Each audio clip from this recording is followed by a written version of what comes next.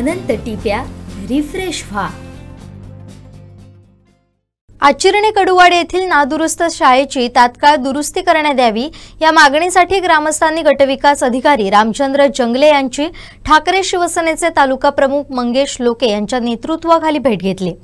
येत्या 8 दिवसात याबाबत कोणतीही कारवाई न झाल्यास प्रजासत्ताक दिनी आंदोलन छेडणार असल्याचा इशारा ग्रामस्थांनी दिलाय।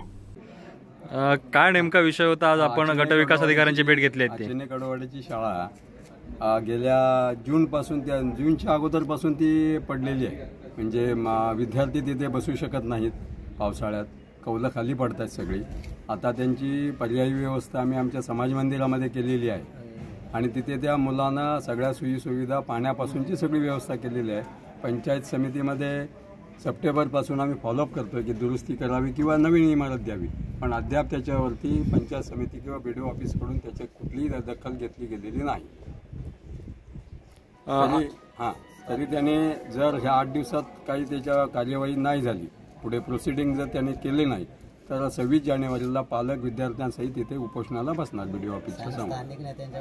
स्थानिक नेते आज गटविकास अधिकाऱ्यांची भेट घेतली। गटविकास अधिकाऱ्यांनी आपल्याला काय सांगितलं?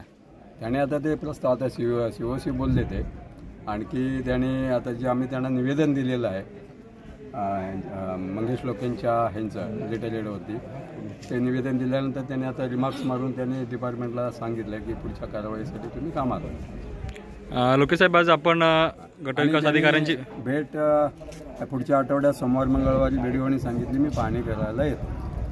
आज गटविकास अधिकाऱ्यांची भेट घेऊन निवेदन दिलं, नेमकं काय विषय आहे शाळेबाबत? वैभव तालुक्यामध्ये तालुक्यात सर्वच ठिकाणी शाळा, बऱ्याचशा शाळा नीतीतून दुरुस्त केल्या गेल्या आहेत, परंतु आचिर्णे कडुवाडी शाळा गेली वर्षभर पूर्णपणे नादुरुस्त आहे। वरून छप्पर गळत आहे, वरून कौलं पडत आहेत, भिंतीला तडे गेले आहेत, परंतु याकडे प्रशासनाने, शिक्षण विभाग हा प्रशासन किंवा जिल्हा परिषद प्रशासन कुठल्याही प्रकारचं लक्ष दिलं नाही। स्थानिक लोकप्रतिनिधी या विषयाकडे पूर्णपणे डोळेझाक करून आहेत आणि याबाबत वारंवार आपण ग्रामस्थांना घेऊन या ठिकाणी निवेदन सुद्धा दिले, तरीसुद्धा याबाबत या जिल्हा गट शिक्षण अधिकारी या विभागाचे यांनी तर साधी पाणी सोय निवेदन दिल्यावर त्याची पाणी सोय अजून केलेली नाही। म्हणजे शिक्षण विभागाला किती गांभीर्य या मुलांच्या बाबतीत आहे आजच्या याच्यावरून दिसून येते। येत्या 8 दिवसात आम्ही आता प्राथमिक शिक्षकांशी चर्चा केली, BDOशी चर्चा केली आणि त्यांना सांगितलं जर येत्या 8 दिवसात आम्हाला ठोस लेखी जोपर्यंत हे याबाबत आश्वासन मिळत नाही आणि लेखी मिळत नाही तोपर्यंत आम्ही हा विषय थांबवणार नाही। उद्या येत्या 26 जानेवारीला सर्व ग्रामस्थ, पालक आणि मुलांना घेऊन या पंचायत समितीच्या ऑफिस समोर आपण त्यांच्या समवेत उपोषणाला बसणार आहोत।